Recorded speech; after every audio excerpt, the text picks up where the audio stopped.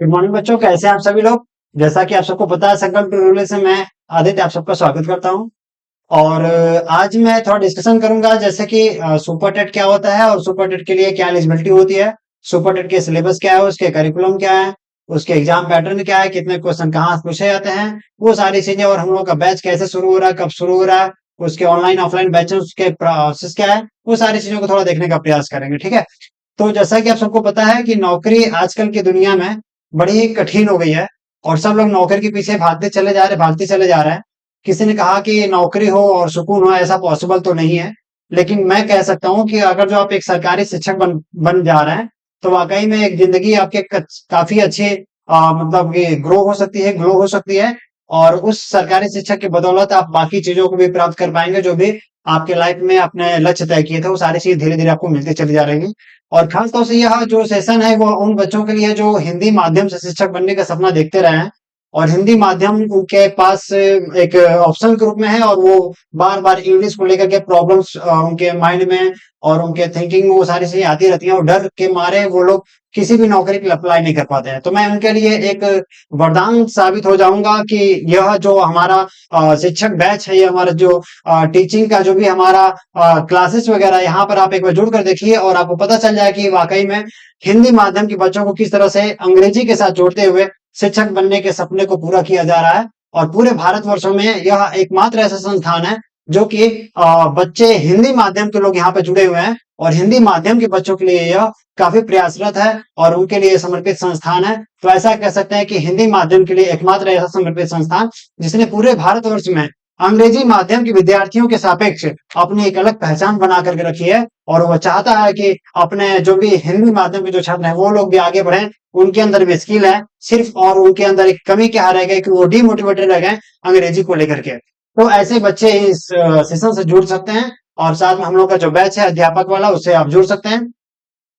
तो आज जैसा कि आप सबको पता है कि जो शिक्षक एक मतलब कि एलिजिबिलिटी टेस्ट होती थी, टेट और सीटेट, उसके बाद जो बच्चे पास आउट हो जाते हैं उसमें टेट सीटेट के माध्यम से, तो वो लोग सुपर टेट के लिए अप्लाई करते हैं। सुपर टेट का मतलब होता है कि जो पात्रता परीक्षा होनी थी टेट और सीटेट के माध्यम से, उन पात्रता परीक्षाओं के आधार पर आप सुपर टेट में अप्लाई कर पाएंगे। सुपर टेट उनके लिए होता है जो बच्चे पात्रता परीक्षाओं को क्वालिफाई कर पाते हैं, और कहीं पर वैकेंसी आती है केंद्रीय स्तर पर या फिर राज्य स्तर पर, तो उस वैकेंसी में वो लोग अपना अप्लाई कर पाते हैं। सीटों के सापेक्ष वो उसमें मेरिट वगैरह बनते हैं, और मेरिट के आधार पर उनके साथ वो सारी चीजें जुड़ी रहती हैं। तो जैसा कि आप सबको पता है कि सुपर टेट का मतलब होता है जो भी पात्रताएं परीक्षा होती है उनको क्वालिफाई करने के बाद की स्थिति में अप्लाई करना। सुपर टेट का जो हमारा बैच है वो स्टार्ट हो चुका है, और यह रविंद्रपुरी में संकल्प ट्यूटोरियल पर आप आकर के अपना ज्वाइन कर सकते हैं। और ऑफलाइन बैचेस लगभग फुल हो चुके हैं, ऑनलाइन बैचेस में भी बच्चे धीरे धीरे संख्याएं बढ़ती चली जा रही हैं। तो जिनको जो सुविधा हो वो वाराणसी में आकर के अपना रूम ले लेंगे, हमारे वहाँ रूम अवेलेबल कराने की भी सारी सुविधा है। और आप चाहें तो उसे मतलब कि कोचिंग संस्थान से जुड़ करके रूम भी अपना ले लेंगे, और साथ में बनारस की जो आबो हवा है 6 महीने के साथ साथ उस बैच के साथ साथ उसको भी जी सकते हैं आप, और एक शिक्षक बनने का जो सपना है वो आप एक्सप्लोर कर सकते हैं। तो आइए, बनारस आपका स्वागत है, और मैं आप सबका स्वागत करता हूं। और संकल्प ट्यूटोरियल आप जो हमारी टीम है वो प्रत्येक शिक्षक जो अपनी क्षेत्रों में विशिष्टता और महारत हासिल किए हुए हैं, आपको शिक्षक और हिंदी माध्यम, विशेष तौर से हिंदी माध्यम जो छात्र हैं उनके लिए यह काफी प्रयासरत है। हिंदी माध्यम के बच्चों के लिए जो भी इंग्लिश के जो भी कठिन वर्ड है, उनके लिए जो भी प्रॉब्लम्स वगैरह क्रिएट करते हैं, तो ये सारी चीजें यहाँ पर दूर होती चली जा रही है, और धीरे धीरे यहाँ से रिजल्ट अच्छा बनता चला जा रहा है। और पिछले करीब में 20-25 वर्षों से यह संस्थान हमारा इस दिशा में आगे बढ़ते चला जा रहा है। ऐसा कह सकते हैं जो भी संस्थान है बनारस में, वो सारे संस्थान संकल्प ट्यूटोरियल कहीं न कहीं निकलते हुए आगे बढ़े हैं। और वो सारी चीजें हम कह सकते हैं कि जो हमारी जो नींव है ये हमारी और भी मौजूद होती चली जा रही है। पूरे देश विदेश और बाकी जगहों पर यहाँ के जो बच्चे हैं अपने परचम को लहरा रहे हैं। कोई शिक्षक बन करके फिर अपना एमएड और एमएड करके नेट क्वालिफाई करके फॉरेन में भी और देश के कोने कोने जगहों पर भी वो लोग जाकर अपनी सेवाएं दे रहे हैं। तो एकमात्र ऐसा संस्थान जो आपके लिए समर्पित है, तो इस संस्थान से जुड़िए। आइए थोड़ा देखते हैं कि शिक्षक बनने के जो भी हमारे पास सपने हैं वो सारी चीजें कैसे कैसे जुड़ पा रही हैं। तो जैसा कि आप सबको पता है कि एक एग्जाम होता है टेट या सीटेट, टेट या सीटेट। तो इसके क्वालिफाई करने के बाद आप सुपर टेट की वैकेंसी में आप बैठ सकते हैं। अगर जो आप चाहते हैं कि भाई आपकी स्थिति बड़ी अच्छी नहीं है, बड़े गरीब परिवार से हैं, मिडिल फैमिली से हैं, जहां पर आपको लगता है कि कहीं पर भी आपके मम्मी पापा जा रहे हैं शादी के लिए आपके लिए, और फिर वहां पर दहेज की डिमांड वगैरह हो रही है, तो ऐसे डिमांड को आप कैसे खत्म करेंगे? तो आपके पास एकमात्र रास्ता है कि शिक्षक बनेंगे आप। शिक्षक बन जाएंगे तो वो जो सामने वाला जो आपके पक्ष होंगे वो आपसे दहेज का मतलब जो डिमांड है वो नहीं करेंगे, या फिर ऐसा हो सकता है कि वहां पे वो लोग चुप होने की स्थिति में हो जाएंगे अगर जो आपके पास नौकरी रहेगी। तो नौकरी हाथ में रखिए और दहेज को सीधे सीधे निगेट करिए, या फिर सीधे सीधे वो लोग खुद ही मांगते समय शर्म शर्म के मारे में तो झुक जाएंगे वो लोग कि दहेज क्या होता है, कैसे दिया जाएगा। और सामने लड़के के पास लड़की के पास तो ऑलरेडी मतलब वो जॉब है, तो थोड़ा सा इस पर फोकस करिए। जो गरीब तबके से जो जुड़े हुए बच्चे हैं वो लोग शिक्षक बन करके अपने सपने को पूरा कर सकते हैं, और बाकी अपने लाइफ को भी इनहेंस कर सकते हैं स्किल्स के थ्रू। आप उसमें थोड़ा धार दे सकते हैं, ठीक है। तो कहने का मतलब ये है कि शिक्षक बनना एक ऐसी प्रक्रिया है जिसमें आपको थोड़ी सामान्य गतिविधियों से हटना पड़ेगा। सामान्य गतिविधियां मतलब कौन सी? कि जैसे कि आप काफी रील्स वगैरह पे फोकस कर रहे होंगे, सोसाइटी से ज्यादा इन्वॉल्व रहे होंगे, तो ये सारी चीजें शिक्षक के अंदर एक स्वाभाविक गुण है, वो ऑटोमेटिक उसमें डेवलप करता रहता है। आपको विशेष चीजों के साथ जुड़ने की जरूरत नहीं है। शिक्षक का स्वाभाविक गुण है कि वो समाज का एक दर्पण होता है। आपको मतलब कि एक सभ्य समाज को प्रतिबिंबित करता है टीचर। तो कहने का मतलब है कि अगर जो आप टीचर बन गए या फिर बनना चाह रहे हैं, तो आपके अंदर ऑलरेडी वो सारे स्किल्स सामने आ जाएंगे, कहीं पर भी किसी चीज से जुड़ने की जरूरत नहीं है। तो इसका मतलब आप अपने समय को, जो 6 महीने का जो समय उसको बाउंड करिए, उसको रखिए। अगर जो आपके पास लाइफ में प्रॉब्लम्स वगैरह हैं, बहुत सारे प्रॉब्लम्स है, तो उन प्रॉब्लम को छोड़िए। जब तक प्रॉब्लम पकड़े रहेंगे तब तक आपकी लाइफ में वो सफलताएं नहीं मिलेंगी। जैसे प्रॉब्लम छूटेंगे सफलताएं आपके हाथ में आ जाएंगी। कहने का मतलब है कि जब भी आपके लाइफ में कोई भी प्रॉब्लम आ रही है, तो उसको पकड़े पकड़े पकड़े पकड़े काफी लंबे समय तक उसके साथ बने रह जाते हैं आप। तो ऐसी स्थिति में आप प्रॉब्लम को पकड़े पकड़े अपने लक्ष्य तक भी नहीं पहुंच पाते और थक जाते हैं, फिर वो आपको प्रॉब्लम वही किल कर देता है। जैसे कि मान लीजिए कि हम कह सकते हैं कि जैसे मान लीजिए मेरे पास एक छोटा सा मान लीजिए एक ताला है, ठीक है। इस ताला और मैंने कर दिया, इस ताले का जो वेट है वो कितना होगा? तो ताले का जो वेट होता है बहुत ज्यादा होगा, तो 300 ग्राम 200 ग्राम ऐसे कुछ होगा। लेकिन जैसे एक प्रॉब्लम है, आपके लाइफ में एक प्रॉब्लम हो गया, इस प्रॉब्लम का जो वेट है 200-300 ग्राम, यानी बहुत ज्यादा नहीं है। आप इसको उठा सकते हैं, फेंक सकते हैं दूर, कुछ भी कर सकते हैं। लेकिन जब भी इस प्रॉब्लम को काफी देर तक पकड़े रहेंगे, तो धीरे धीरे इसका जो वेट हो जाएगा वो बढ़ता चला जाएगा। ऐसे ही प्रॉब्लम भी होते हैं। प्रॉब्लम को अपने लाइफ में जैसे आप पकड़े रहेंगे, वो धीरे धीरे इतने वेटेड हो जाएंगे कि आप वहीं पर धराशायी हो जाएंगे, धीरे धीरे धीरे धीरे करते करते। जैसे मान लीजिए एक ताला है, इस ताले को आप पकड़ेंगे, ऐसे आपको एक थोड़े से स्टैंड करके इस हाथ को पकड़े रहिए, और इस हाथ को पकड़े पकड़े इस ताले को पकड़े पकड़े आप अपनी प्रॉब्लम को इसको फेस करते हुए समझिए कि आपके प्रॉब्लम है। ये प्रॉब्लम धीरे धीरे इतना वेटेड हो जाएगा कि 10 मिनट 20 मिनट बाद एक ऐसी स्थिति आ जाएगी, 1 घंटे बाद एक ऐसी स्थिति आ जाएगी कि आप ये जो वेट हो जाएगा ताले का, वो लगेगा काफी ज्यादा बढ़ गया। एक्चुअली क्या होता है, जो ताले का जो वेट होता है वो बढ़ता नहीं है। आपके जो अंदर जो क्षमता थी उसको धैर्य करने, उसको धारण करने की, वो धीरे धीरे कम होती चली जाएगी। प्रॉब्लम भी ऐसे ही होते हैं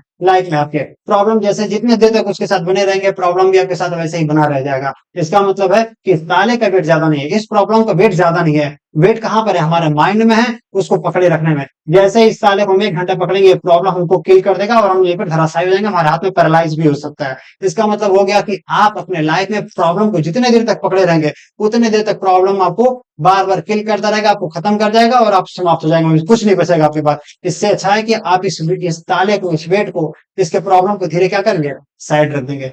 ये प्रॉब्लम आपके साइड से हट जाएगा, फिर वो आपके सारे प्रॉब्लम समाप्त हो जाएंगे, और फिर आप एक रिलैक्स फील करेंगे। आपके जो भी अनहोनी वाली स्थिति होने वाली थी वो समाप्त हो जाएंगी। इस प्रॉब्लम को दूर रखिए और आइए शिक्षक बनिए। शिक्षक बनने के लिए आपके यहाँ पर जो सेंटर है रविंद्रपुरी में, आप यहाँ से जुड़िए। ऑफलाइन ऑनलाइन वैसे सारी चीजें यहाँ पे जुड़ी हुई है। थोड़ा सा आते हैं, हम देखते हैं कि जो कहते कि शिक्षक आखिर क्यों बनना चाहते हैं लोग, आखिर बाकी नौकरी क्यों नहीं प्राप्त, मतलब बाकी नौकरी पीछे क्यों नहीं भाग रहे हैं लोग। तो कहने का मतलब ये है कि जो भी शिक्षक बनने का जो भी गुण होता है और जो शिक्षक बनने में जो आनंद होता है, वो शायद ही कहीं और हो पाएगा। क्योंकि मान लीजिए किसी नौकरी पे या पेशे में आप जा रहे हैं, तो वहां पे हो सकता है कि आप बिजनेसमैन बन गए, हो सकता है कि कोई एंटरप्रेन्योर बन गए, तो वहां पर आप धीरे धीरे धीरे धीरे उन चीजों के साथ जुड़ते चले जाएंगे। इसका मतलब जो आपका सोशल लाइफ हो जाएगा वो धीरे धीरे खत्म होता चला जाएगा। यानी जो कहते हैं कि जो विज्ञान की जो प्रक्रिया होती है, जहां से आप रेगुलेट धीरे धीरे पर डे कुछ ना कुछ सीखने की जो प्रक्रिया थी, वो धीरे धीरे आपकी क्या हो रही थी बिजनेस लाइफ में, वो किसी पर्टिकुलर फील्ड में इनहेंस करती चली जा रही है।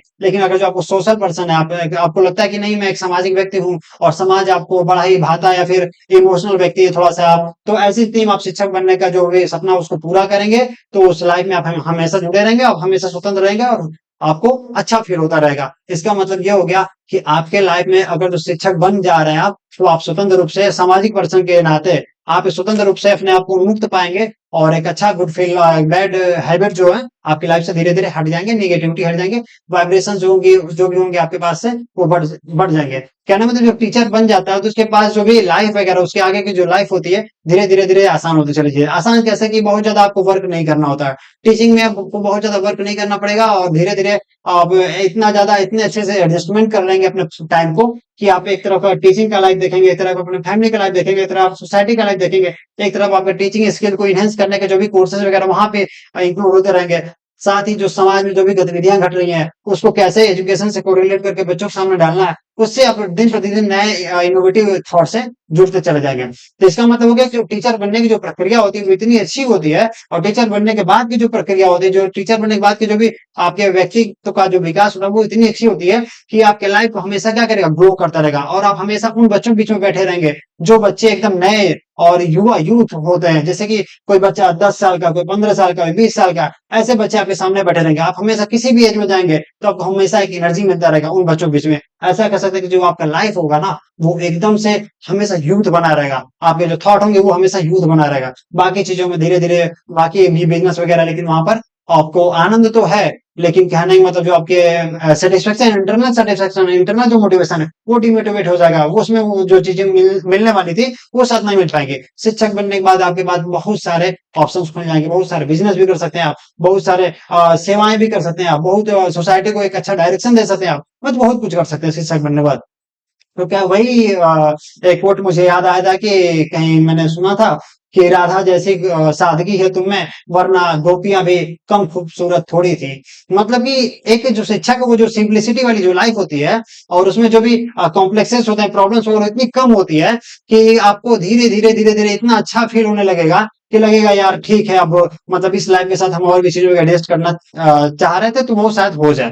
ठीक है, लेकिन अगर जो आपकी लाइफ कहीं बिजनेस में चले गए, किसी पर्टिकुलर सेक्टर में चले गए, तो वहां पे आपकी लाइफ एकदम से कहते हैं ना कि झंड हो जाती है। तो ये ऐसी स्थिति हो जाती है और आप उसी में मतलब कभी कभी ऐसी स्थिति आती है कि सुसाइड तक कर लेते हैं लोग। लेकिन बहुत कम ऐसी स्थिति सुनने को मिलता है कि किसी टीचर ने सुसाइड कर लिया, ऐसा बहुत कम, क्योंकि उसके पास आर्ट ऑफ एडजस्टमेंट हो जाता है, काफी हाई होता है, बहुत अच्छा होता है, स्किल्स उसके बहुत ही इनहेंस करने वाले होते हैं। मतलब कि अब वो तो आप फील कर पाएंगे तब जब आप अपने वाइब्स के साथ जुड़े रहेंगे और उन चीजों को फुलफिल करेंगे। ठीक है, तो कहने का मतलब है शिक्षा का एक साधारण सा एक आसान सा रास्ता है जिसके माध्यम से हिंदी माध्यम के विद्यार्थी अपने आप को इनहेंस कर सकते हैं, आगे बढ़ा सकते हैं और एक नया अपने करियर को आयाम दे सकते हैं। ठीक है, आइए थोड़ा सा और डिस्कशन करते हैं कि क्या है ये सारी चीजें।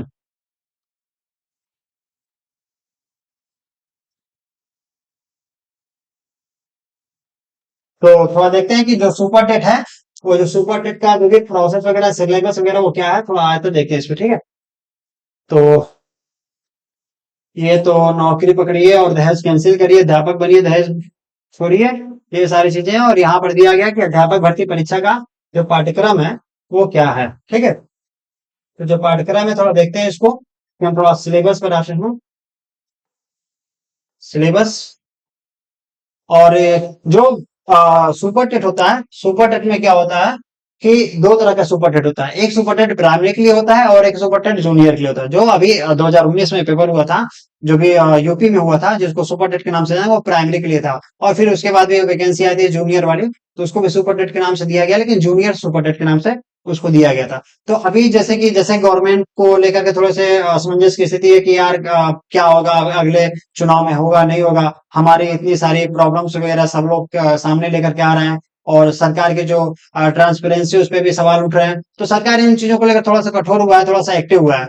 तो इस संदर्भ में हम देख रहे हैं कि जो भी भर्तियां वगैरह वो सामने आ रही हैं और उनको फुल भी करने का जो भी पूरा प्रयास है वो किया जा रहा है। तमाम तरह के आयोग गठित किए जा रहे हैं, उनके चेयरमैन को नियुक्त किया जा रहा है, परीक्षाओं की जो भी सिस्टम्स वगैरह उसको थोड़ा सुदृढ़ किए जा रहे हैं। धीरे धीरे चीजें बदलते चली जा रही हैं और आपके सामने की वैकेंसी इसी 2024 में आने वाला है। इसलिए बने रहिए सुपर टेट के साथ और हमारे बैच के साथ। आइए थोड़ा देखते हैं कि जो प्राइमरी अध्यापक जो होता है और उसके भर्ती के लिए जो पाठ्यक्रम वगैरह होता है वो क्या होता है, थोड़ा ये भी देख लेते हैं। बाकी चीजें तो आपको पता होगा, टेट सी टेट क्या होता है और बीएड बीटीसी डीएलएड वगैरह क्या होता है, एनटीटी क्या होता है, ईसीसीए क्या होता है, ये सारी चीजें आपके पास पात्रता परीक्षाएं हैं और आपके लिए ये कोर्स है जिसमें आप टीचर बनने के लिए एलिजिबिलिटी रखते हैं। तो वो सारी चीजें मैंने प्रीवियस वीडियो में मैंने डाल दिया था, आप प्रीवियस वीडियो आप देख सकते हैं। वहां पे सारी चीजें ए टू जेड, कैसे सीटेट क्या है, बीएड क्या है, एनटीटी क्या है और डीएलएड क्या है, ईसीसी का कोर्स क्या है और फिर उसके बाद टेट सीटेट क्या होता है, वो सारी चीजें मैंने पिछले वीडियो में डाली है। तो वहां पे आप देख सकते हैं, यहाँ पर आते हैं सुपर टेट के बारे में बात करते हैं। ठीक है, तो थोड़ा देखते हैं टोटल क्या होता है कि सहायक अध्यापक की भर्ती परीक्षा का जो संरचना विषय है उसको क्या है, थोड़ा देखते हैं उसको। ठीक है, तो इसमें जो टोटल परीक्षा का जो टाइमिंग होता है 2.5 घंटे का होता है। कितना होता है? 2.5 घंटे का। तो 2.5 घंटे के आपके पास टाइमिंग में आपको 150 क्वेश्चन करने होते हैं। 150 क्वेश्चन वो कैसे कैसे हैं थोड़ा देखते हैं। ठीक है,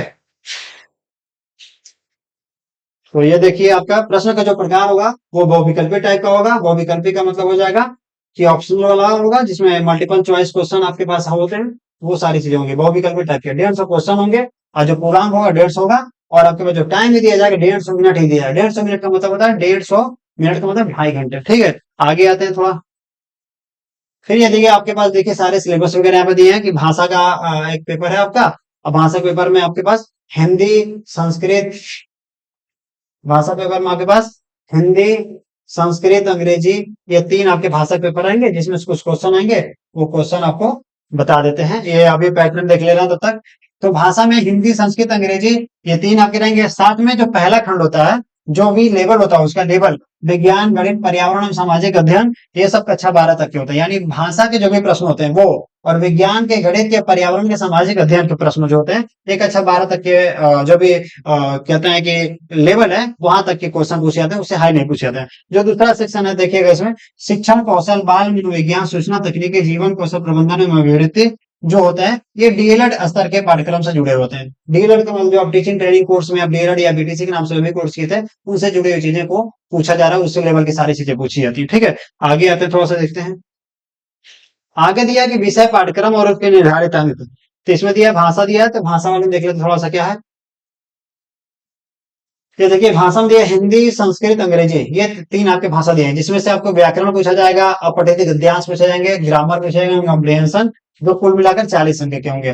तो भाषा में 3 भाषा रहता है जिसमें आपके व्याकरण से जुड़ी हुई चीजें रहेंगी, अपठित गद्यांश पैसे से वगैरह रहेंगे, जिसमें आपकी ग्रामर की चीजें हैं, फिर कॉम्प्रिहेंशन, ये टोटल मिलाकर 40 क्वेश्चन आएंगे, वो हिंदी, अंग्रेजी और संस्कृत को मिलाकर के होते हैं। ठीक है, आगे आते हैं। दूसरा सेक्शन आगे का विज्ञान करके है। विज्ञान, विज्ञान वाले में क्या होता है थोड़ा देखते हैं। विज्ञान का जो अंक होता है ये भी 10 अंक का होता है, और इसमें दैनिक जीवन में विज्ञान, गति, बल, ऊर्जा, और फिर आपके प्रकाश, ध्वनि, जीवों की दुनिया, मानव शरीर, स्वास्थ्य, पोषण, पर्यावरण, प्राकृतिक संसाधन, पदार्थ, पदार्थ की अवस्था, ऐसे मतलब पूरे सिलेबस यहाँ पर दिए गए हैं। तो आप धीरे से हम फट जाना है और फिर आपको स्क्रीनशॉट लेना हो तो ले लीजिएगा, और आपको अवेलेबल करा दिएगा ग्रुप में, टेलीग्राम में आपको अवेलेबल करा दीजिएगा। ठीक है, ये सारे सिलेबस थोड़ा देख लीजिएगा। ये गणित के हैं, गणित में भी 20 अंक के गणित पूछे जाते हैं, और ये गणित का पूरा सिलेबस है डिटेल एकदम से। फिर अगला सेक्शन होता है पर्यावरण सामाजिक अध्ययन का। पर्यावरण सामाजिक अध्ययन में भी आपके ये पृथ्वी संरचना वगैरह ये सारी चीजें हैं, तो इसको भी देख सकते हैं आप। और आप चाहे तो इसको स्क्रीनशॉट लेते चले, और हम थोड़ा सा हट जा रहे हैं। दिख रहा है ना सारा चीज? चलिए, ये वित्त संख्या होता है। फिर शिक्षण कौशल का आता है, शिक्षण कौशल में ये सिलेबस है आपके पास। फिर आपके बाल मनोविज्ञान के पेपर आ जाएंगे। बाल मनोविज्ञान का जिसको मैं पढ़ाऊंगा पूरा अच्छे से, 35 मार्क्स में टोटल कराऊंगी इसमें आपको, ठीक ना। तो बाल मनोविज्ञान था, शिक्षण कौशल था, फिर आपके शिक्षण कौशल के सिलेबस हो गए। 10 अंक के आपके समान ज्ञान समसामयिक घटनाएं होती हैं, जो 30 अंक के आपके समान ज्ञान समसामयिक घटनाएं रहेंगे। तार्किक ज्ञान आ जाएगा, फिर लॉजिकल वाला 5 नंबर के आ जाएंगे। सूचना तकनीकी आ जाएगा, ये आपका आ जाएगा 5 अंक का। जीवन कौशल प्रबंधन और वृत्ति, ये इसमें से पूछा जाएगा आपका 10 अंक का। टोटल मिलाकर के आपके 150 क्वेश्चन की चीजें आती हैं। तो ये सारी चीजें हैं, ठीक है। आगे आते हैं, थोड़ा सा देखते हैं। ये सिलेबस आपके अंग्रेजी में भी दिया है, जो बच्चों को हिंदी से प्रॉब्लम तो वो लोग अंग्रेजी में भी देख सकते हैं। तो ये पूरा सिलेबस आपके पास ऐसे अवेलेबल है। तो ये सारी चीजें अवेलेबल कर देंगे आपको, घबराने की जरूरत नहीं है। एकदम ए टू जेड ऑथेंटिक चीजें मिलती चली जाएंगी। और ये देख लीजिए आपके पास, ये थोड़ा सा देख लेते हैं, आ जाइए, ठीक है। दिख रहा है? बड़ा छोटा कर दें। ये आपके पास पेपर है, ओके। ये आपके पास पेपर है, ये जो पेपर है, ये पेपर का नाम है सुपर टेट का। ये पेपर है आपका सुपर टेट का, ये पेपर है। और ये पेपर कैसे, इसमें क्या चीजें पूछी गई थी वो सारी चीजें थोड़ा देखते हैं कि सुपर टेट में जो भी क्वेश्चन वगैरह थे वो कैसे थे, और थोड़ा इसको आगे बढ़ाते हैं, देखते हैं, ठीक है। तो ये देख लीजिएगा 150 क्वेश्चन का है, और 150 मैक्सिमम मार्क्स भी है। 2.5 घंटे के पेपर था ये, 2.5 घंटे का। और फिर आगे बढ़ते हैं, जिसमें से आपको यहाँ पर रोल नंबर लिखना था अपना। ये आपको अपना रोल नंबर लिखना था, अंकों में, शब्दों में, जो भी है उसको लिख सकते हैं। और फिर आगे दिया था क्वेश्चन, ये देखिए इसमें दिया था हिंदी के, पहले पहले दिया था ना मैंने, कि हिंदी और अंग्रेजी और संस्कृत, ये टोटल मिलाकर 40 क्वेश्चन पूछे जाएंगे। तो 40 क्वेश्चन में आपके पास ये सारे क्वेश्चन आपके पास सामने है, ठीक है। तो चाहे तो इसका स्क्रीनशॉट मार सकते हैं। स्क्रीनशॉट क्या मारना, मतलब कि आपको अवेलेबल करा देंगे, जो भी चीजें कराई जाएंगे पीवाईक्यू बेस पे कराई जाएंगे। और ऐसा नहीं कि जो भी चीजें पढ़ाई जा रही है वो अलग चीजें पढ़ाई जा रही है, जो भी टॉपिक दिए गए हैं आपके पास सिलेबस में उन चीजों के आधार पर प्लस पीवाईक्यू के बेस के आधार पर प्लस एक्सपेक्टेशन को एक्सपेक्टेड को जो क्वेश्चंस होते हैं उनके आधार पर हम इन चीजों को सॉल्व कराएंगे। साथ में जो अदर स्टेट में जो भी सुपर टेट वगैरह कराया गया उन सारे प्रश्नों को भी इसमें हल कराया जाएगा, ताकि जो संभावित प्रश्न उनके बनने वाले होंगे वो सारे के सारे हम लोग सॉल्व कर पाए। ठीक है, तो आइए आगे बढ़ते हैं। देखते हैं सिलेबस, ये आपका पेपर है। पेपर में आपके पास ये हिंदी था, ये अंग्रेजी है आपके पास, फिर आपके पास ये आपके पास और जीएस वगैरह इसमें आ गए। फिर इसमें थोड़ा सा ये आ गया आपका सीडीपी वाला जो पोर्शन है जिसमें 35 मार्क्स की सारी चीजें थी, वो सारी चीजें। ठीक है, तो इसमें देख लीजिए कि ये दिया कि जो जो मैं कराऊंगा ये वाला निम्नलिखित कौन कथन शिक्षण के संदर्भ में सही नहीं है, तो इसमें सबको चूज करना पड़ेगा। ठीक है, प्राथमिक विद्यालयों में मिड डे मील कार्यक्रम प्रारंभ करने का प्रमुख कारण क्या है, उद्दीपन उनके सिद्धांत किसने दिया था, पढ़ने की क्षमता, डिसलेक्सिया डिस्ग्राफिया सारी चीजें हैं। फिर इसमें ये पूछा था किसने कहा था नवाचार क्या है, भारतीय शिक्षा का इतिहास वगैरह वो किसने दिया था, हार्टन समिति, परम समय कब माना जाता है, एनसीईआरटी दिया है। फिर उसके बाद दूरस्थ शिक्षा वगैरह दिया है, सामान्य समावेशी शिक्षा दिया है, विकासात्मक दिशा का प्रतिमान दिया है, ब्रेल लिपि का किसने दिया, प्राचीन अनुबंधन किसने दिया, हेरेडिटरी जीनियस की पुस्तक किसने लिखी है। फिर इसके बाल विकास को कौन सी चीजें प्रभावित करेंगी, गहने का जो सिद्धांत अधिगम का वो उसके बारे में पूछा गया। सृजनात्मक क्षमता दिया, राष्ट्रीय स्थिर विकलांग संस्थान कहाँ पर है, खाने का नमक किससे जुड़ा हुआ है। अब थोड़ा सा आ गया है फिजिक्स का क्वेश्चन। ठीक है, आगे बढ़ते हैं। ये सारे क्वेश्चन आपके सामने दिए गए हैं। काफी आसान से क्वेश्चन, बहुत टफ नहीं है। कहने का मतलब है कि कोई भी चीज टफ नहीं है। जैसे कि जिन चीजों को आप क्वालिफाई कर लेते हो आपके लिए टफ नहीं लगता। टफ इसलिए नहीं लगता क्योंकि उन चीजों के पर आपकी दक्षता है, आप उसको क्वालिफाई करके आ गए। जैसे मान लीजिए कि आपको मैंने कह दिया ग्रेजुएशन, ग्रेजुएशन आपने पास कर लिया, तो ग्रेजुएशन जैसे आपने पास किया और मैंने आपसे कह दिया चलो भाई फिर से ग्रेजुएशन कर लो, तो आपको एक लाइटली लग रहा है यार कि बहुत कुछ चीजें नहीं थी और एक कॉन्सेप्ट आपके पास माइंड फ्रेमिंग बना रहता है कि उसमें ऐसा क्वेश्चन आता है और इतने पेज में लिखना है, तो घबराना नहीं होता, ऐसा करना होता है। तब ऐसे जो बच्चे पेपर वगैरह देते रहते हैं उनको ये लगता है कि चलो भाई कोई दिक्कत नहीं है और ये पेपर हम कैसे सॉल्व करेंगे, क्योंकि क्लास में प्रैक्टिस सेट कराया गया था, मॉक टेस्ट कराया गया था, इन चीजों के आधार पर एक प्रैक्टिस से माइंड कॉन्सेप्ट बन जाता है, तो उसके आधार पर आपको लगता है सारी चीज लाइट है। यानी आपका एकदम जो माइंड फ्रेमिंग होता है और जो एग्जाम बेस्ड, उसको यहाँ पे आपको सीधे सीधे उतारने का प्रयास किया जाएगा हर हफ्ते, और मॉक टेस्ट और फिर सारी चीजों को दिया जाएगा अवेलेबल करा, ठीक है ना।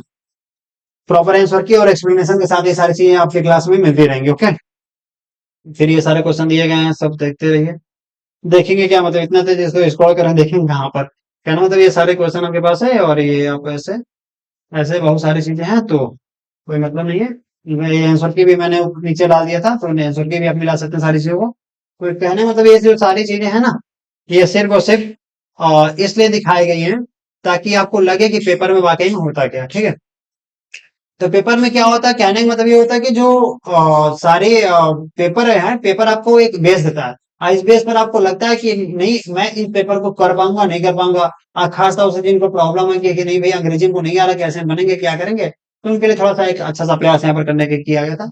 तो बाकी चीजें आपको और भी क्लास में आप आएंगे यहाँ पे ऑफलाइन और ऑनलाइन बैचेस में जुड़ेंगे तो आपको अवेलेबल कराते कराते जाएंगे हम लोग। और कहने का मतलब है कि आप बनारस आएंगे तो दो बेनिफिट आपके पास, कि आपको एक अच्छा एक इन्वायरमेंट यहाँ पर मिलेगा जो कि सबसे पुराना संस्थान यहाँ पर है, और साथ में आपको एक बनारस में जो आबो हवा है, जो रंग है, रौनक है, वो सारी चीजों से थोड़ा सा रूबरू होंगे। 5-6 महीने का आप कह सकते हैं एक छोटा सा ट्रिप रहेगा आपके लिए, तो आप यहाँ पर आकर जुड़ सकते हैं। और यहाँ पे मतलब बहुत सारे बनारस के रंग हजार है, आपको पता है। थोड़ा सा आपको घूमने के भी अवसर मिलते रहेंगे बीच बीच में, तो उसके साथ घूमते घूमते आप टीचर बनिए, और इससे अच्छा राधा जैसी सादगी कहाँ मिलेगी। और फिर आपको अच्छे अच्छे रंग और खूबसूरती भी सारी चीजें आपको मिलती रहेंगी। तब फिर मिलते हैं आपको, और हो सकता है कि फिर आप क्लास में हमसे मुलाकात करेंगे। तब तक के लिए धन्यवाद, टेक केयर। ओके।